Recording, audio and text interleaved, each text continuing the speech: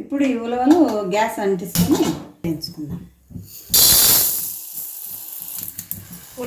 1 cup ఉలవలు వేయించుకొని పప్పు చేసుకుంటే టేస్ట్గా ఉంటుంది. గుమ్మ గుమ్మ గుమ్మ అని వాసన వస్తుంది. ఆ వాసనకే తినాలనిపిస్తుంది. ఇప్పుడు దోరగా వేపుకుందాం మాడిపోకుండా.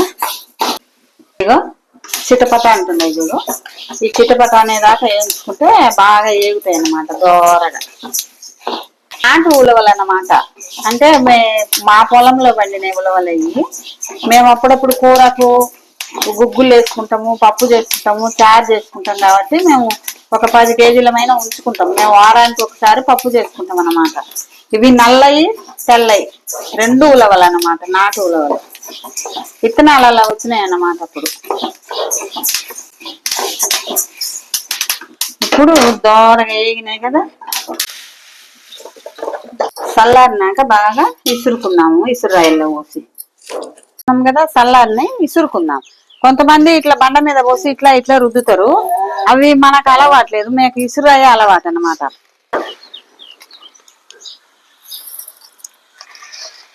కొద్దిగా పోసి ఇసురుకున్నాం.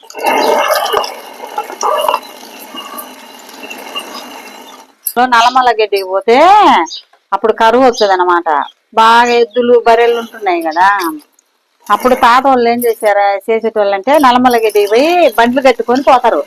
4 రోజులు 3 రోజులు ఉండి బండి నిండా గడ్డి కోసుకొని నంద్యాల నల్లమల్లలో అక్కడి నుంచే జ్వరంతో అవుతారు అన్నమాట. జ్వరాలు వస్తాయి నల్లమల్ల పోతే.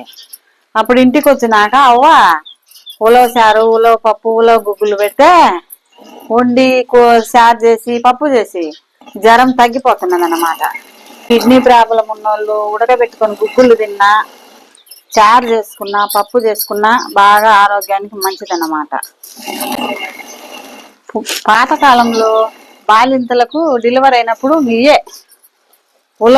ఉలవలు వేయించి ఎండుమిరపకాయలు వేయించి కారం పొడి తెస్తారనమాట.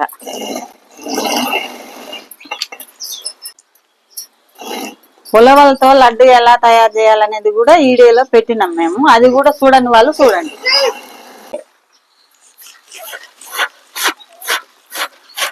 ఇక బ్యాళ్ళు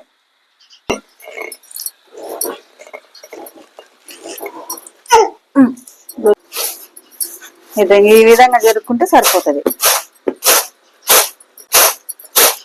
మేమంటే పాతకాలంలో మాకు ఉదయం కుదరకపోయినా కూడా పొలంలో పోయేసాం కదా.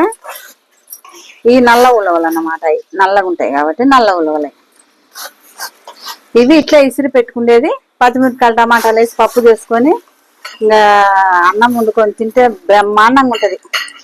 ఇగో ముందు పెద్ద కప్పు నిండా అయినాయి కదా. ఇసిరి తాలక ఈ పొట్టంతా పోయింది కదా. ఇన్ని అయినాయి అన్నమాట. చిన్న కప్పు నిండా సరిపోతాయి పప్పుకు.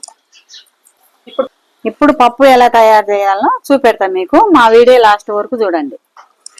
కుక్కర్ తీసుకున్నాం. కుక్కర్లో పోసుకున్నాం పప్పు.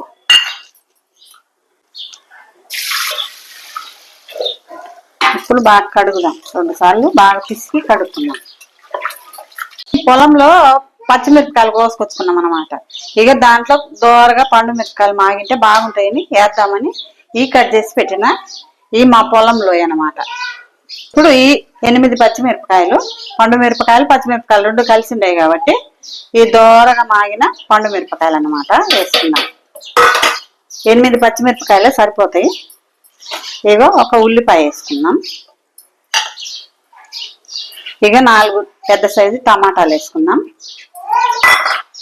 కొద్దిగా 2-3 పిచ్చులు చింతపండు వేసుకున్నాం. బాగుంటది అన్నమాట టేస్ట్గా. ఇప్పుడు 1 స్పూన్ పసుపు వేసుకున్నాం. సరిపోద్ది. ఇంతే సింపుల్ గా ఉంటది. టేస్ట్గా ఉంటది అన్నమాట. అందరికి మా ఇంట్లో జలుబు చేసింది. ఉలవలు వేడి కదా. ఈ పప్పు తింటే కొద్దిగా జలుబు తగ్గించదని ఈ రోజు ఉలవ పప్పు చేసుకుంటున్నాం అన్నమాట. లాస్ట్ వీడియోలో మేము ఉలవ చారు చేసినాము.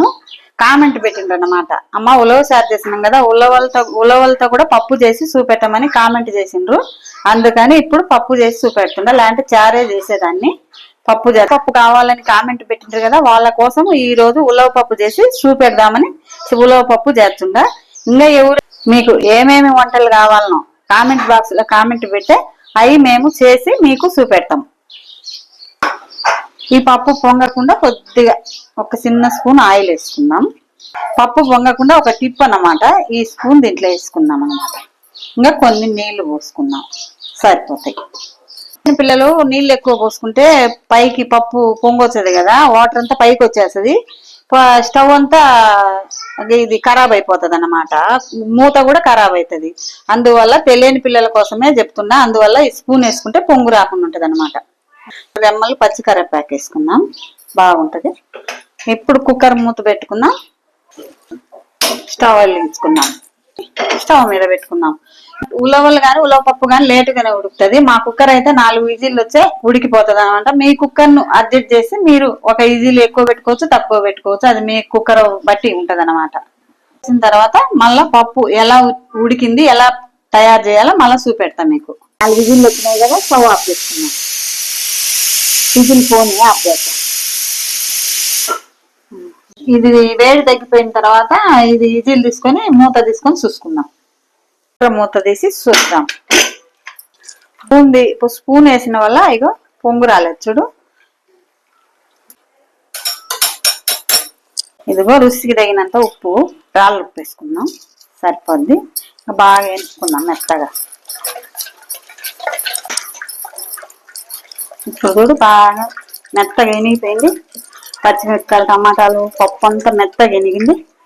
ఇప్పుడు ఈ పప్పు ఉడికిన నీళ్లు ఇట్లా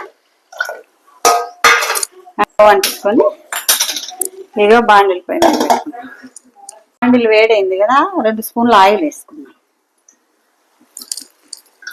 కొరవ ఆయిల్ ఎక్కువ వేసుకుంటే పప్పు బాగుంటది. వేయించుకున్న పప్పు కాబట్టి స్మెల్ సూపర్గా ఉంది, బాగుంటది అన్నమాట. తింటుంటే తినాలనిపించదు ఉలవల పప్పుతో. ఇక కొన్ని తాలింపు గింజలు వేసుకున్నాం, ఇగో కొన్ని తాలింపు గింజలు వేసుకున్నాం, సరిపోతాయి.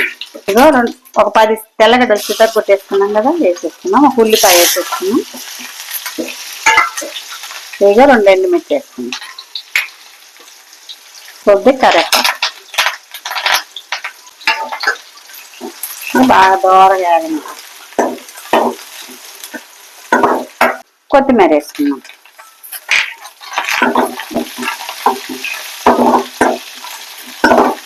ఇట్లా వేసుకుంటే బాగుంటది అనమాట, మరీ పచ్చి వాసన లేకుండా. పప్పు పోసుకున్నాము. చూడండి ఉలవల పప్పు గుమ్మ గుమ్మలాడుతుంది అన్నమాట, బ్రహ్మాండంగా ఉంది. వేడి వేడి అన్నములో ఈ ఉలవల పప్పు వేసుకొని తింటే పాతకాలం గుర్తొస్తుంది అన్నమాట ఎవరికైనా, బ్రహ్మాండంగా ఉంటది. మా ఉలవ పప్పు మీకు నచ్చితే లైక్ చేయండి, షేర్ చేయండి, సబ్స్క్రైబ్ చేయండి, లాస్ట్ వరకు మా వీడియో చూడండి, మాకు సపోర్ట్ చేయండి.